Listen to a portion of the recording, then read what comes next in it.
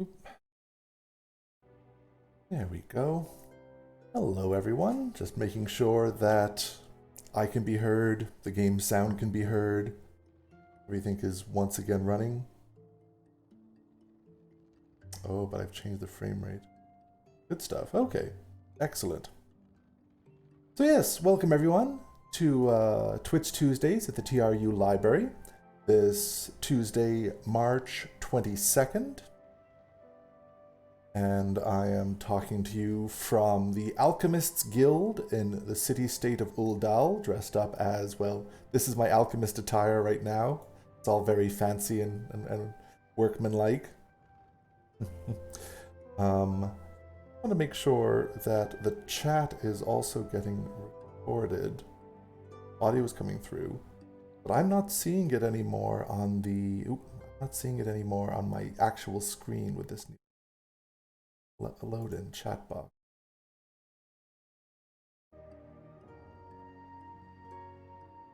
Can you folks see the...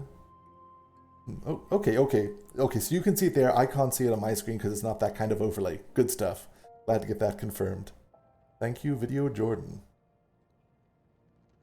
So yeah, so a few things we want to talk about today as we're gaming. I think as I dropped in and mentioned, just talking a little bit about the history of alchemy. Alchemy is, as a game mechanic, is used in a lot of fantasy-based role-playing games, and also all sorts of things, really, and it has a very long and rich history in and of itself. I'll take you around a few sites in the game world of Final Fantasy XIV, talk a bit about the history, some of its connections to some of the items and achievements that you can get in the game. And then if we have time, we can also run a few dungeons. I was thinking of the one where you actually face Hermes. So there are some Endbringer spoilers that we were going to see, just so you know and be aware of that. So yes, alchemy. This is the Alchemy Guild, as I mentioned. It's a relatively small section. Walk you around it. And honestly, in a lot of games, alchemy plays this role of this kind of catch-all. This is the fantasy chemistry, or kind of the like, let's see. I mean, and like the scientists, bubble, toil, and bubble? You forget it. That's weird. Yeah, as fantasy scientists. Alchemy itself, historically, however, was really interesting because it kind of encapsulated a whole bunch of things. There's a really interesting kind of like alembic kind of like setup. It encapsulated what we would call chemistry nowadays, but it was also incorporated into medicine and spirituality. It wasn't, the practice of alchemy historically wasn't contained to just one modern discipline of science. It was a fusion of a lot of streams of thought. Now, does anyone know actually kind of the more contemporary debates about, where the origin of the term alchemy itself came from? Checking the chat. I guess this knowledge is esoteric by definition. No, fair enough. So alchemy is interesting because historically, like in kind of like, thank you, Michelle. Historically, ancient Egypt has been associated with kind of one of the birthplaces of alchemy. And there's a few reasons, like historically, whether or not this is the case is debatable, because there are practices that can be described as alchemical across a huge swath and for over thousands of years, from India, China,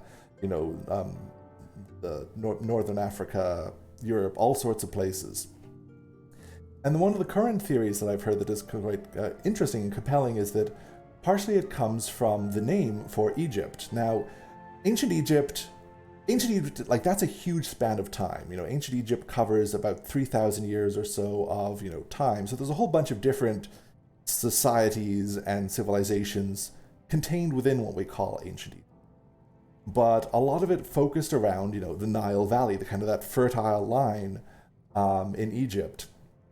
And one of the things about the ancient Egyptian language is, much like ancient Hebrew, the vowels are assumed. So you see the letters when you're transcribing, the language.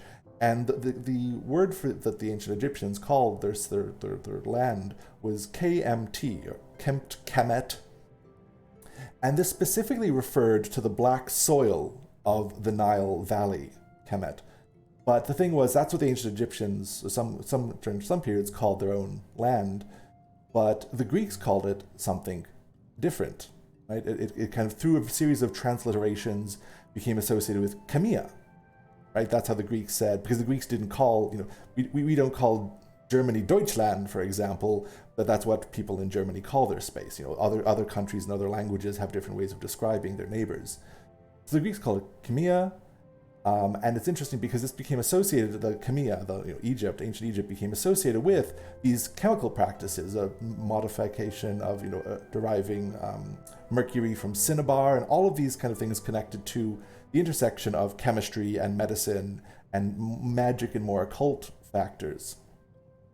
Now, this art of the Black Land, as it became known as, really kind of became widespread, like that kind of concept of that term, once it became absorbed by Middle Eastern scholars and alchemists during the Middle Ages, right? So, alchemia, the art of the Black Land, if you know anything about Arabic, and particularly that time period, a lot of science in the Middle Ages came out of the Middle East. That's why we have things like alkalest and alkalide, right? That's why we have alcohol. That's why we have alchemy. Nacho. Cool. Yeah. So that's kind of where the origin of the term alchemy is considered to have come from. Here. And again, like a lot of things that were really important in alchemy, like mercury and the use of mercury, or quicksilver, as it gets known, is a common reagent in a lot of fantasy video games. You notice also Aurum Regis, or come on, that's a thing, isn't it? Oop, I'm going to go back here because that music. Aurum Regis Nugget. This material is kind of a fusion of two different chemicals or substances in alchemy. Aurum just means gold. Regis is like royal. There was an aqua, like a sense of like potable or drinkable gold, and Regis being, I've gotten a hard time thinking through the dramatic music now. Sorry. But all right, I'll move on from there. So one thing I wanted to point out, actually, you know what? I'm going to go somewhere else, to another alchemical site, just because I find this music to be a little bit too much of a fanfare for this discussion. Let's go to Razathan. Only travel were so easy.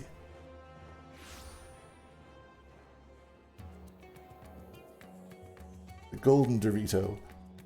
Yes, golden. How do you turn lead into golden Doritos? But yeah, there we go. So I wanted to talk a little bit about this achievement. If you go into achievements, you'll notice under crafting and gathering, no, it's under discipline of the hand. If you level up your alchemy skill in Final Fantasy XIV, actually I should check, like in the chat, are there any other Final Fantasy XIV players in the chat right now?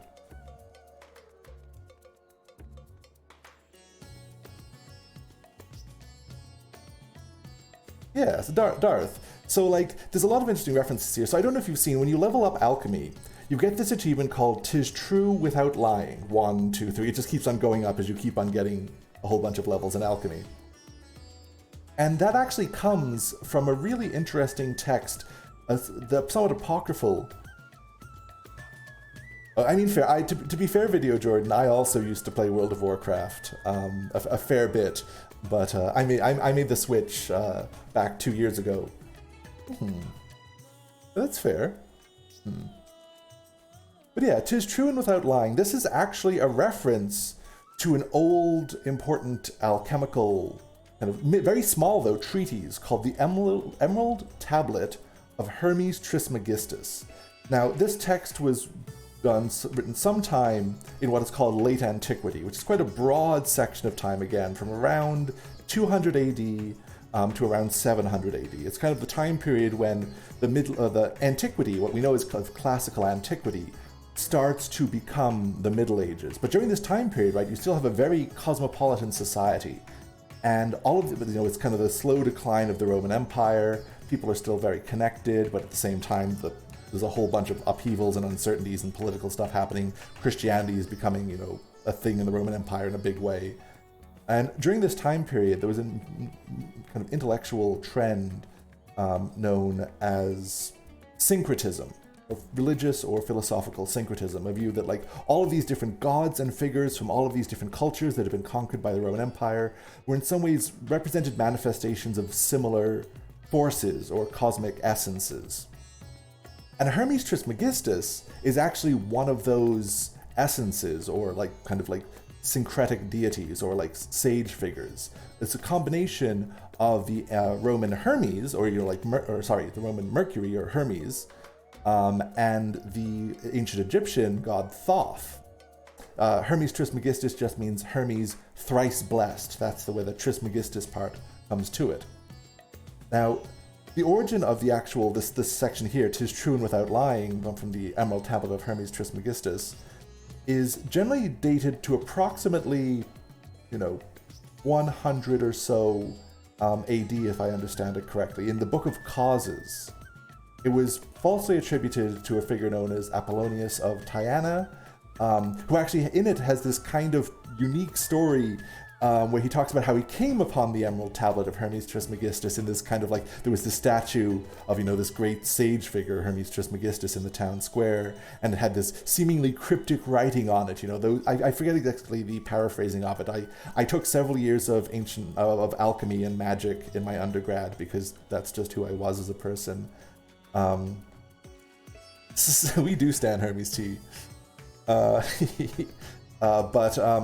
if I remember correctly, there was the author said there was something about like on this statue, just those who seek the greatest of wisdom look beneath my feet, and big brain Apollonius of Tyana or Balanus was like, oh, this just means I should dig beneath the statue. And then while there, in the story of the kind of like the semi-mythological story of the finding of the tablet, he went through this darkened space with these strange winds and stuff passing around him. And in this cavernous space, he came across kind of like the mummified corpse of what he presumed to be Hermes Trismegistus, this old sage who was holding this emerald tablet, which is said to contain a whole bunch of secrets of the alchemical process, specifically the attempt to achieve the Philosopher's Stone, which had all sorts of things attributed to it as kind of the peak of the alchemical art.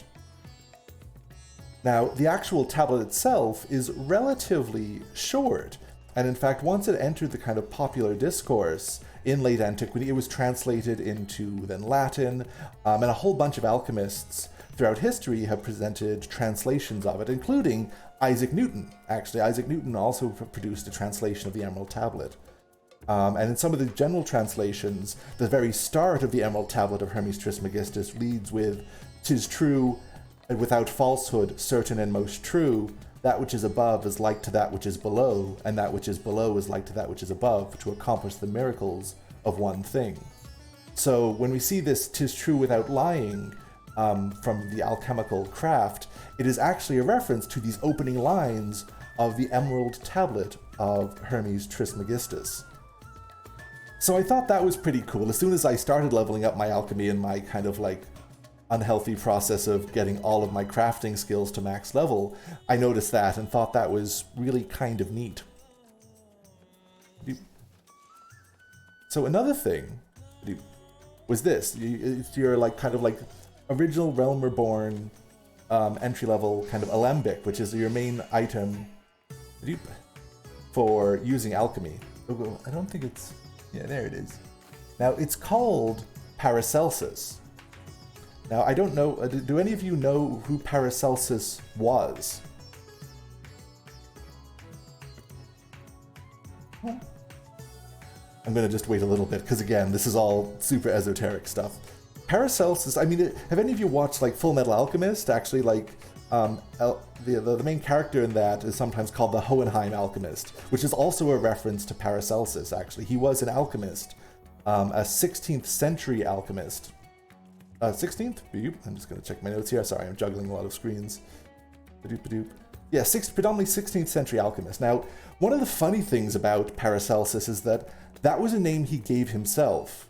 His given name was Philippus Aurelius Theophrastus Bombastus von Hohenheim, which, like, there's some popular debates about whether or not that name is what gave us the term bombast.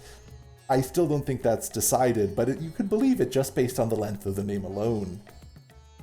He decided to call himself... yeah, Michelle.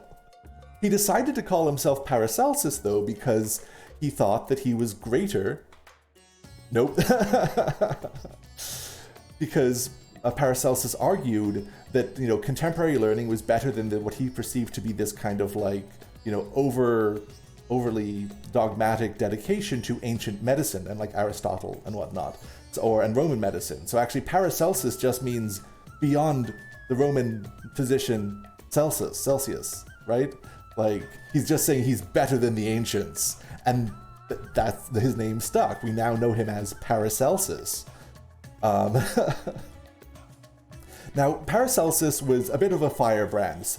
Even during his own lifetime, people called him the Martin Luther of medicine, because around the same time the Protestant Revolution was happening, and both Paracelsus and Martin Luther had a lot in common. They were kind of considered to be a bit crass, rude, bombastic, in your face, a little bit yelly, but also, like, you know, very politically subversive. Although Paracelsus himself remained with the Catholic Church, he had delightfully and deeply heretical beliefs.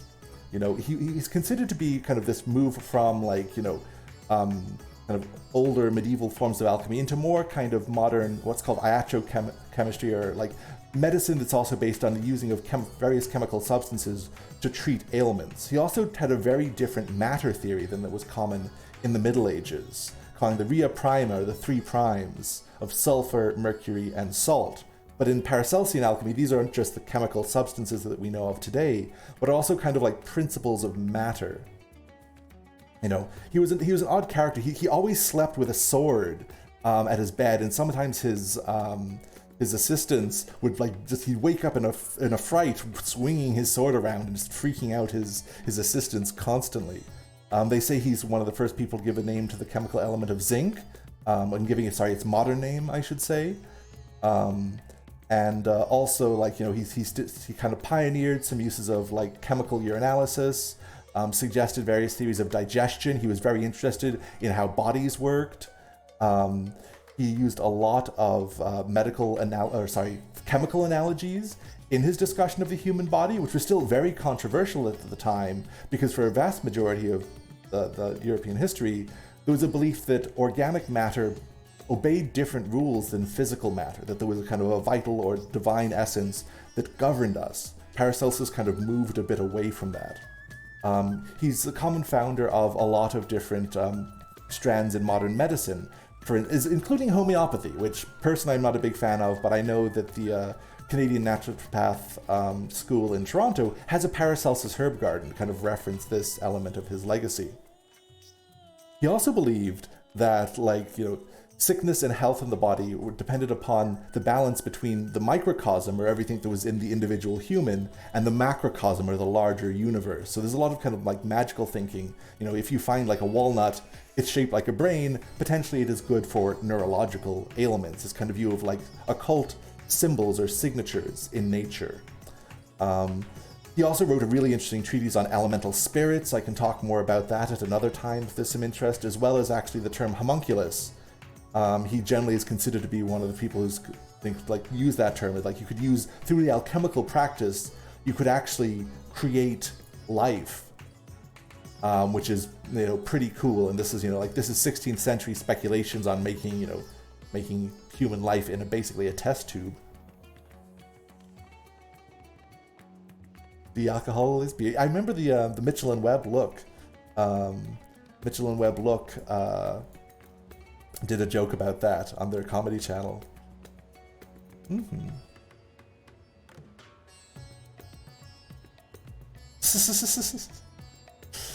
Stuff.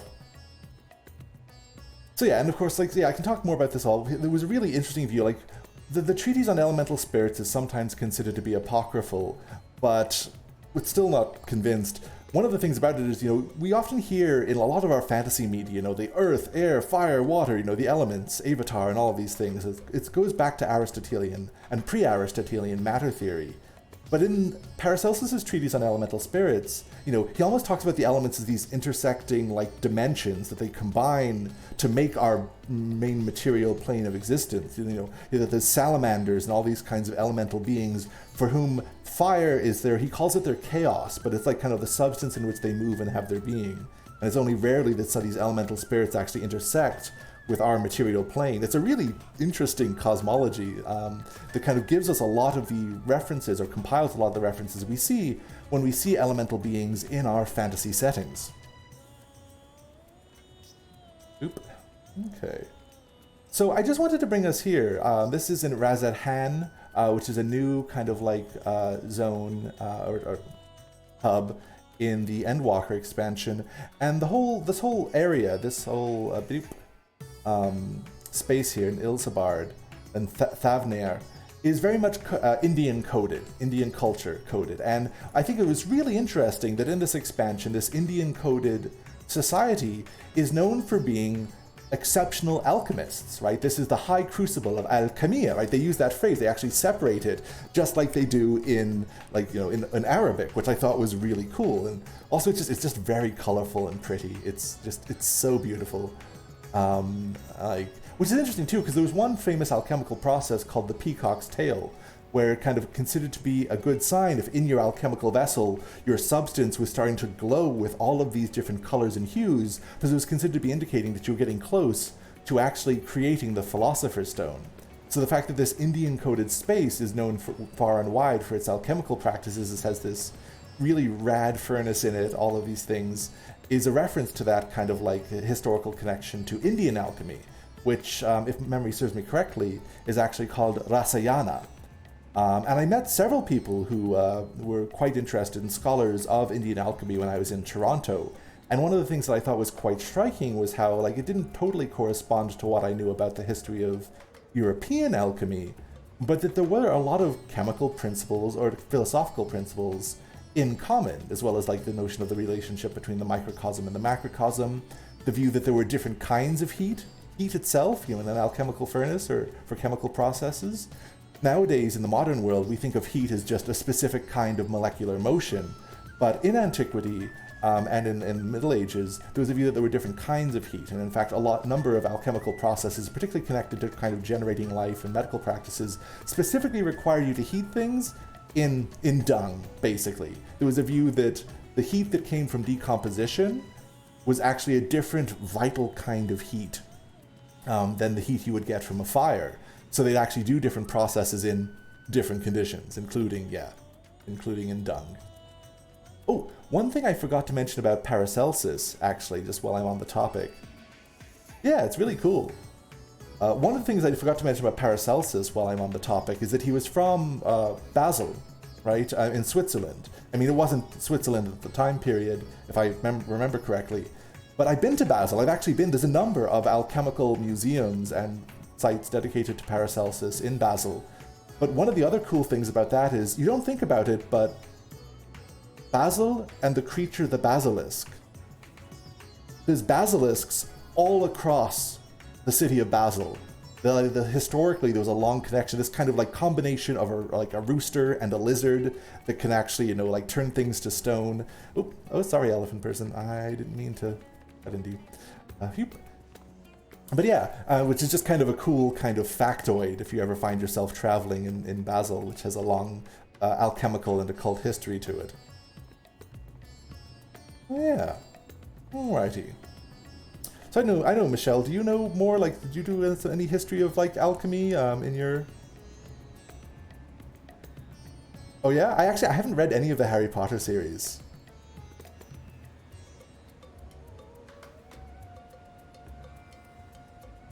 Because yeah, there's, I mainly studied... I know, I'm uncultured, I guess. Not all blasphemy is bad. But yeah, I studied alchemy and occult stuff in relationship to the history of science and religion. It was just kind of the weirder stuff that I found really interesting, and the views in which, you know, things we think of as being strictly rational or irrational, those categories don't necessarily help us understand how knowledge historically has come about, right? That those you can't really separate the spiritual concerns for like spiritual enlightenment for alchemists from a lot of the chemical processes that they were doing. Though increasingly, as the 18th century became the 19th century, became the modern period, alchemy itself as a practice became more and more associated with either psychology through figures like Carl Jung, or actually Goethe's Faust was heavily influenced by Goethe's understanding of alchemy on the one hand, and then more conventional chemistry on the other. The vast majority of the history of science, those things were very closely connected. Oh, that's fair. That's fair. All right, so on that note, there is a dungeon in Endwalker, in which we encounter a figure of Hermes who has an attack called Trismegistus. And it's really interesting too, because in this space, it's kind of like in the mythical pre-times, the before times, in a location called, where's my notes here? Hyperborea, which again itself is an ancient Greek reference to Hyperborea, the kind of the place beyond the north winds, which was this mythical ideal paradise that was kind of separated off from the rest of the world from like vast swaths of like frozen wasteland. Now another thing about this is that this is closer to the end level dungeon, so because I'm a little bit clumsy with my scholar, this dungeon might test me a little bit. So let's see how we do. This is the Hyperborea. The most extensive, one of the things about this space is that they're actually using ancient creation magics to make a whole bunch of different kinds of animals to test them out to see if they can exist in the world. So that's just a bit of a background, and I'll read the description here just for flavor. The most extensive facility in Elpis, Ctisis Hyperborea, is a sprawling complex of magically simulated environs. Concepts awaiting evaluation are brought here from the last stages of observation, and, upon meeting the appropriate criteria, are finally released into the world at large. Determined not to surrender Meteon, it is within this facility that Hermes has taken refuge, and you and your companions must find and confront him if you are to shed light upon the truth of the final days. Oof. Oh, I was spoiled in the last expansion, because like as a healer I had instant Q times, and now I have to wait more than instant. Yeah, I know, this is just such a pretty city.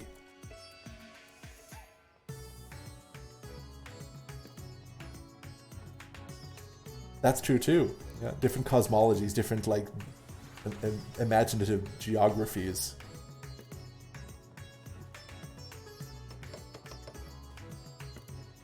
Oh yeah, before I forget and frustrate my party, I better summon my fairy. I'm bad at forgetting that. My party does not like it when I do that. There we go.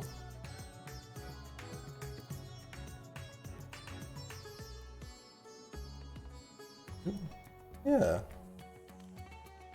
Do folks have any research questions or concerns during the time period?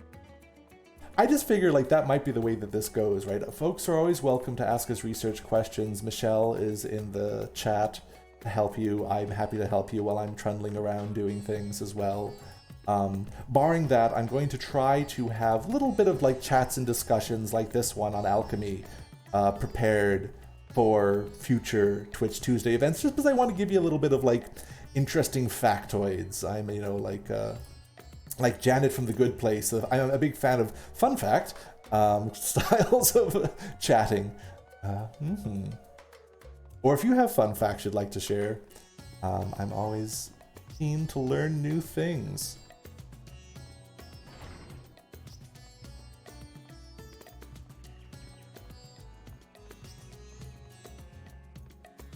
I like that lamppost. Like, okay, so another kind of like, do we have a book on alchemy or the history of alchemy at TRU? Aw, it's also a vest thing, I think. I really like her vest skirt top. It's a good combo. Oh, sorry, there. Not a girl. Actually, no, I haven't actually looked. I did most of my alchemical research in Halifax and Toronto. I haven't actually looked up that, but that's an interesting follow-up. I might actually, I'll do that and share some resources for next time if there's interest in it.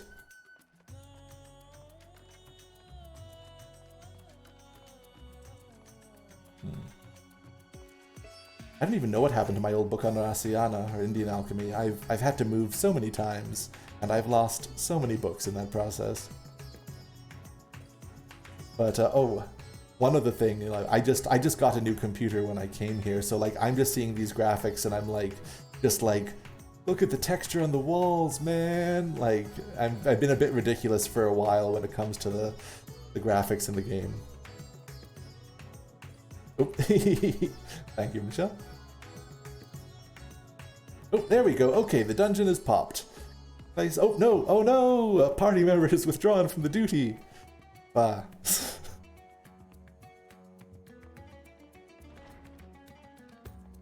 Well, guess we're wandering aimlessly around Razet Hanmore.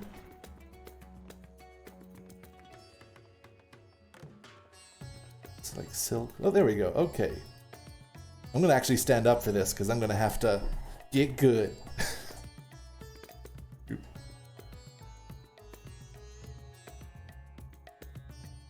There we go. Okay, let's do this. The end boss in this dungeon tends to wreck me. Oop. Oh. Alrighty, here I go. How do I play Scholar again? I forget every week. Aww. Our black mage just said, I'm covering it up in the chat in my video, but said, if you can read this, you are valid and lovely. And I just, you know, I kind of like a lot of the community. Because, like, that's just gratuitously nice. In a good way. I'm not saying that's a bad thing, I'm saying that's great. But if I am valid and lovely, I better be able to keep them from dying. Yeepa! Let's go. Yeah, big pulls.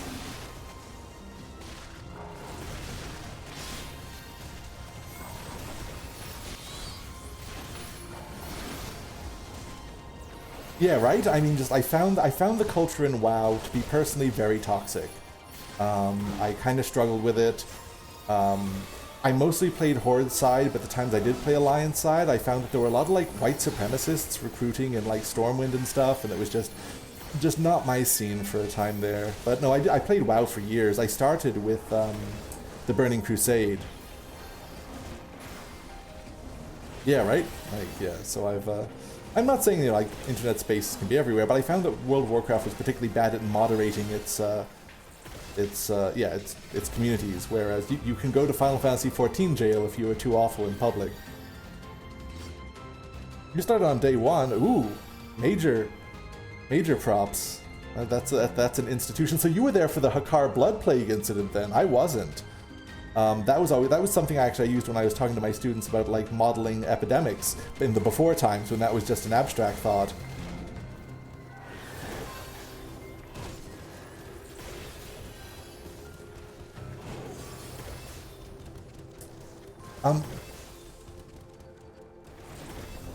Actually, I can't describe the Hakar Blood Plague incident just because of my ability to multitask, but Video Jordan, if you want to tell them what that business was all about.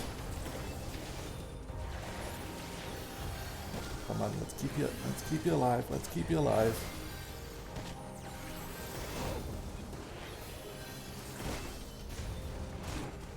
It was essentially an example of like a fictional theoretical kind of contagious disease that a boss gave you that actually like kind of escaped containment in the raid instance that it was contained in and became a global pandemic in the World of Warcraft. And it actually like affected like different level players differently. You know, lower level players could just be killed, whereas like higher level players could just heal through it. It like, yeah, no, it was quite a And they like the CDC and stuff actually did look at it as an example of human behavior, and everyone was like, it's totally unreasonable to think that, in the event of an actual pandemic, that people would just be so casual about like giving it to other people and thinking that they just want everyone to get it. And those were easier times in some ways. Alrighty.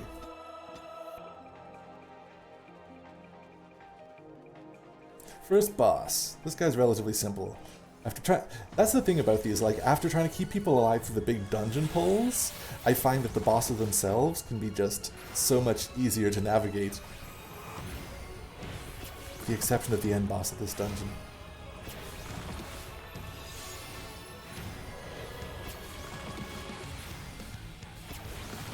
He goes and he hides. Let's try to find where his feet end. Here, I think. Yeah, come on, folks. We got much more rock and roll music for the boss fights in this expansion.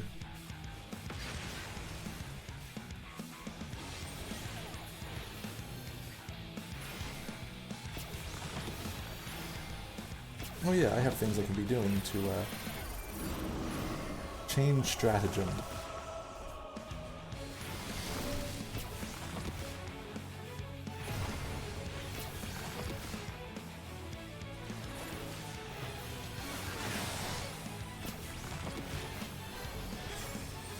Ooh, let's do this.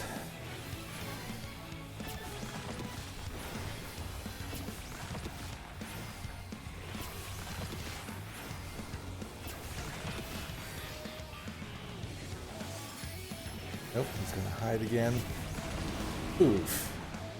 Where's his footsie's end? There's his footsie's end.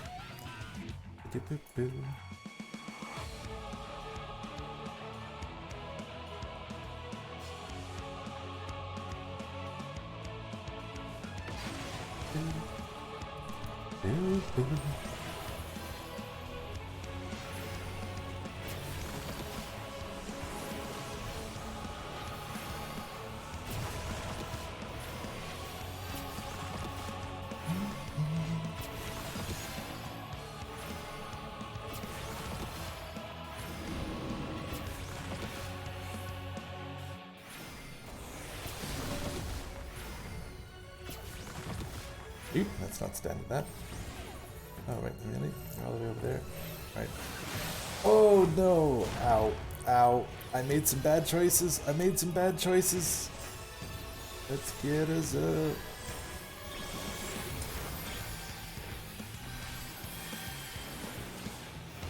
Oh, okay. Bad choices fixed. Oh. Usually bounce back from those. Where's his footsteps? And there they are. Yeah, right? Like, I don't know. Like, yeah, it's true. Like, I'm such a nerd. Like, I learned to appreciate why people watch sports by watching narrated games of StarCraft. It's just, yeah, it's when you know kind of what they're doing and you know what it's about a bit more, it gets a lot more engaging because you recognize how, what you might do in that situation. Or in my case, kind of panic and mash all my buttons and hope for the best. There we go. Loot-a-doop-a-doop. Loot-loot-loot. Loot-loot-loot.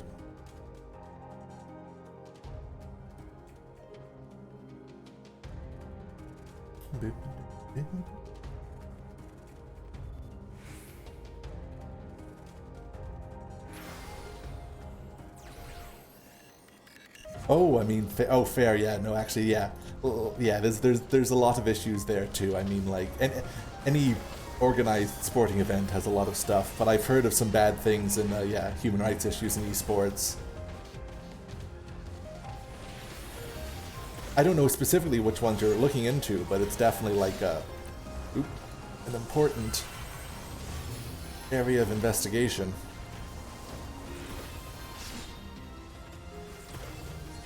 I don't even know what this one does. I really need to learn my kit better.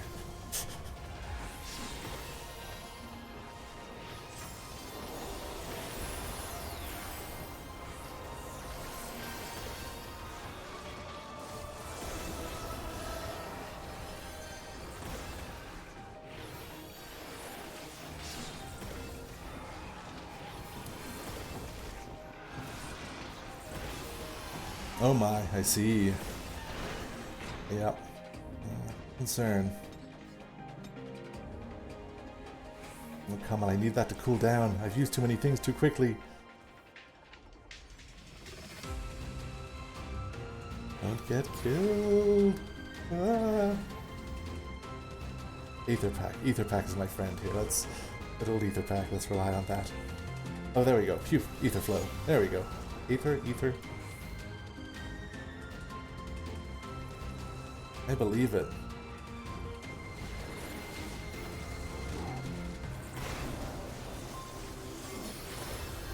Whole lot of yikes indeed.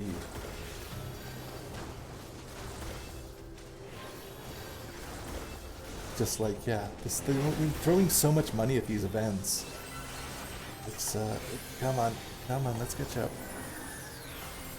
Throwing so much money at these events, they like, yeah, these situations are ridiculous. Come on, there we go. Also, wait, I'm healing for a warrior. Those folks are known as, like, they have so many self-healing abilities. This is easy mode for me. What am I talking about? Oh, yeah. Yeah, I mean, if there's interest, I did in undergrad, I did a paper on Paracelsus, actually. So I know a number of resources there if there is interest for more discussion. One of the interesting things about Paracelsus's worldview was that because everything in the human had to be in the world and everything in the world had to be in the human, you know, intelligence itself, since it was of nature, had to have other examples in nature, like there had to be non-human intelligences. So one of the reasons why he had this, presumably, this treatise on elemental spirits was that, you know, the soul itself was just of God and it was divine, but intellect wasn't. So there had to be other beings in the world that had human-like intellect. And he has all of these interesting kind of like reflections on like what these intelligences are. And like, there's some weird gender stuff in it, you know, like earth and fire spirits are only male, but water and air spirits tend to be women. And, you know, the only way that earth or water spirit can get a soul, because these elemental spirits didn't have souls, was to marry a Christian man in a formal ceremony. The answer was dolphins, yeah, indeed. The answer is often dolphins. But yeah, and so actually he and some of these treaties, you know, like melt. One of those water spirits, you know, her husband cheats on her, and Paracelsus is like, and it was good that she murdered her cheating husband. So it was just kind of an interesting, kind of reflection on it. In fact, I don't know if you know, like Hans Christian Andersen in The Little Mermaid. Like the way he talks about The Little Mermaid not having a soul in the original was because he was referencing the kind of increasingly common beliefs about elemental spirits not having souls unless they married Christian men, which is its own kind of like, oh god, I stood right in that, has its own, oh god, I stood right in both of them. Yeah.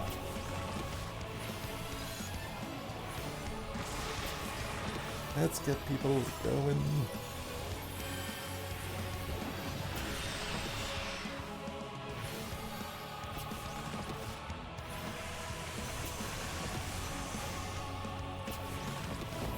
Draw on that ether, big boy.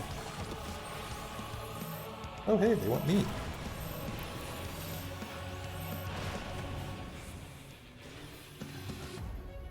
What have I done?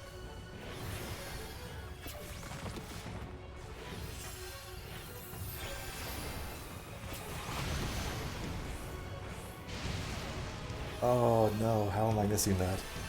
Yeep. Oh, yeah. Getting wrecked.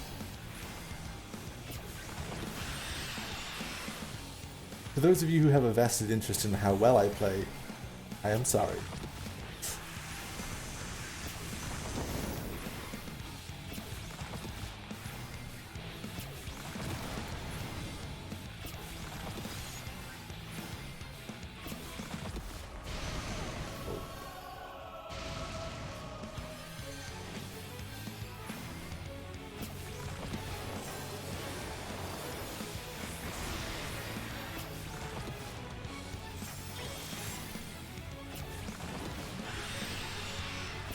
I mean, that's valid too. I have so many vulnerability stacks. There we go. Huh. 2 bosses down, 1 more to go.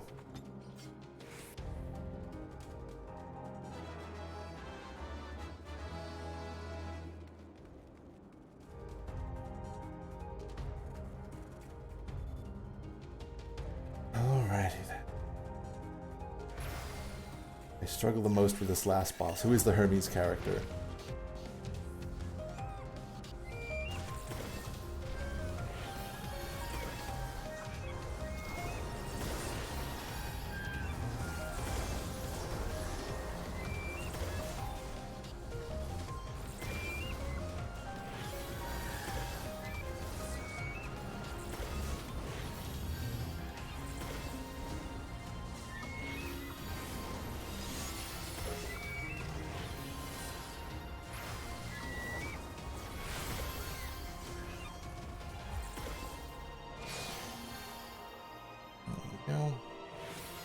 Whee! Like I said, the game's never afraid to yeet you into the distance.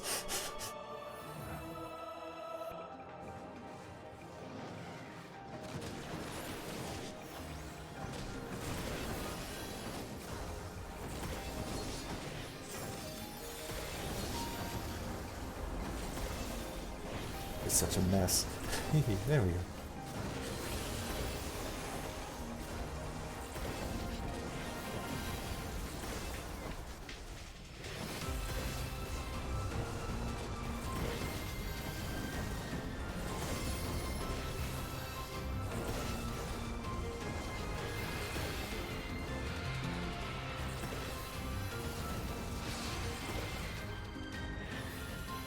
Gotta get that loot. Right. Yeah. Whee! Whoa, here we go. Central aerial artifice. Bah.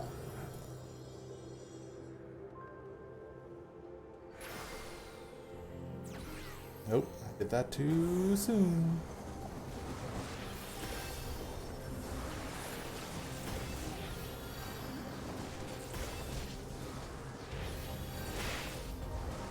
I like the little library space here. One of the neat things about the dungeons in Final Fantasy XIV is that you can actually just go in an explorer mode and appreciate the environments, which I think is nice.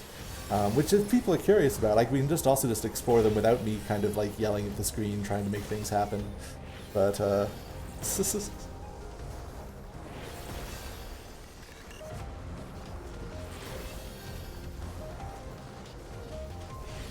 that?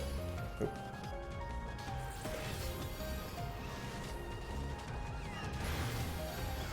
No, currently I'm a scholar, which is technically a healer class, but unlike in World of Warcraft, there's a lot more expectations that healers, when they're not healing, are focusing on DPS. So you'll find, playing DPS, or playing a healer in Final Fantasy XIV, there is an expectation that you do a lot more damage as well. So yeah, it is. Took a bit of getting used to, definitely when I started off, because that's just another layer of multitasking. That's why you see me smacking the ground all the time.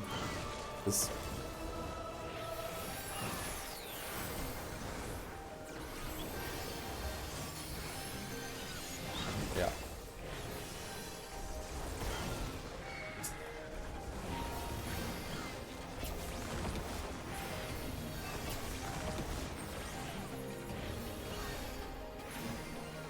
No.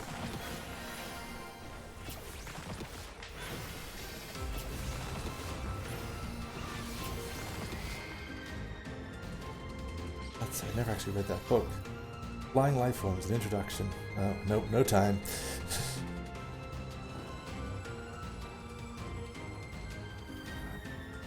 Alrighty, here he is, Hermes. His attack called Megistas will give me grief. Let's see how we do.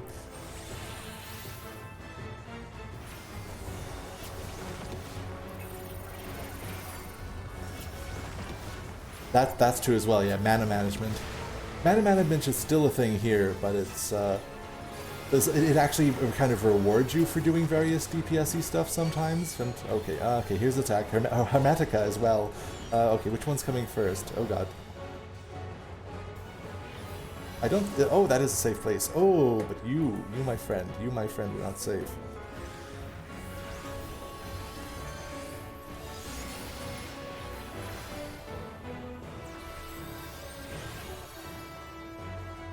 Or...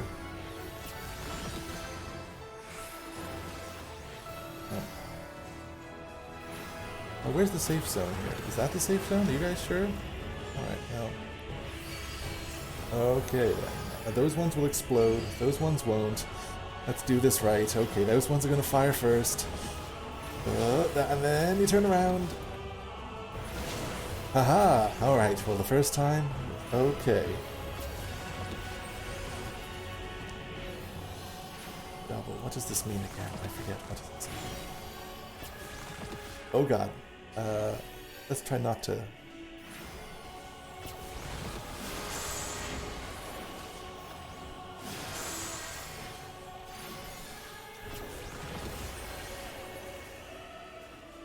Declared one of my D&D campaigns. I see. Here's Megistas. There's the attack. What does that one do again?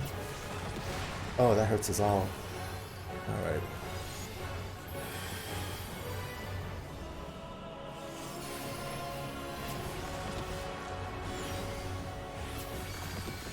Okay, those ones. That's first. That's second. That's third. First goes. Second goes. Oh, and I'm too slow. Oh, and third goes. And fourth goes.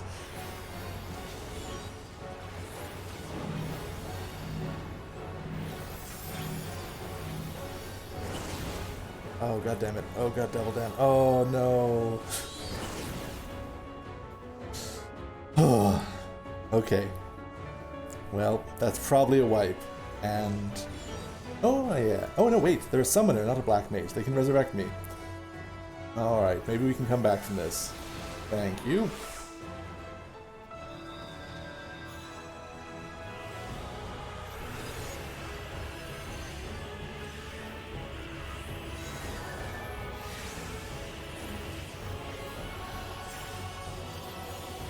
Oh. I am so slow. I am so slow.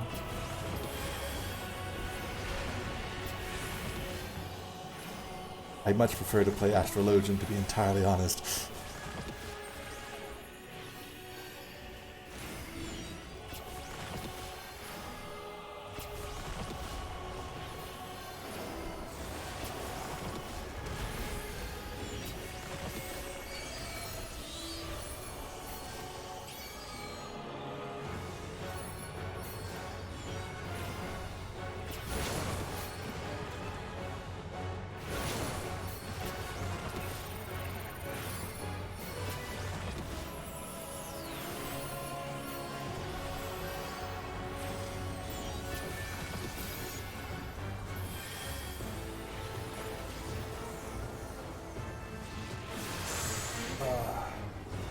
Brendo, why are you getting hurt so badly?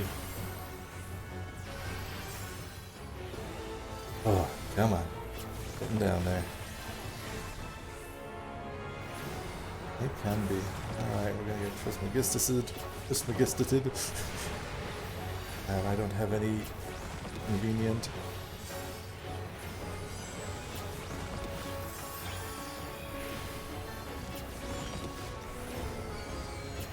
Alright, that's number one. Medica, that's number two. Number three. That's number four. One. Two. Oh god, I messed up. Oh god, I messed up.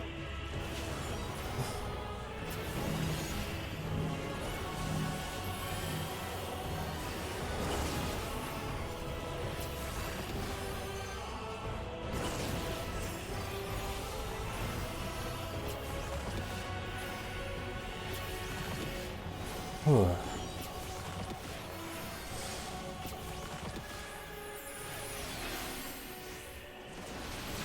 so I don't want to jinx it, but I think we got it, folks. I think we can do this. We're almost there.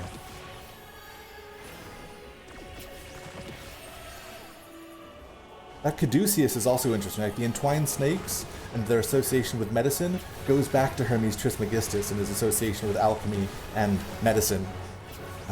I say is trying to be didactic while finishing this up. There we go. There we go. Royal. Haha. There we go. Give a commendation to that summoner who saved the day.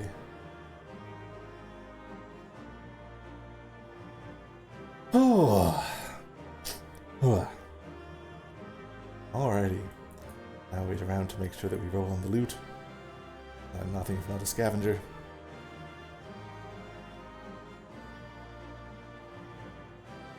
Come on. Oh well, I'll wait until they do it. So yeah, it looks like it is getting close to the end of the the end of the hour. Next week we can go to the Smileton dungeon, which actually features 3D printers, which is a great opportunity to talk about the makerspace and a lot of the resources they have there to be available for you. So that's what I hope to talk about a little bit then there too. Otherwise, you know, if there's stuff you want us to talk about, feel free to throw it into the chat or other conversation spaces. And yeah, there we go. Haha. Miracle Works orchestration roll. New music for me. Wink. Oof. Music.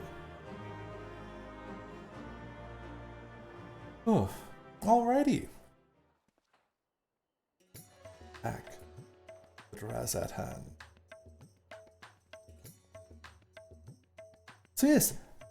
Thank you everyone for coming out to Twitch Tuesdays at the library. Feel free to share it with your friends or share it with in gamer spaces you might be involved in. As I said, this is a weekly event where we can talk about anything academic and gaming related, really, and you can also ask research and reference questions.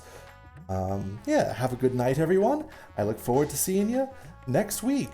That was a weird hand gesture. Anyway, have a good one all.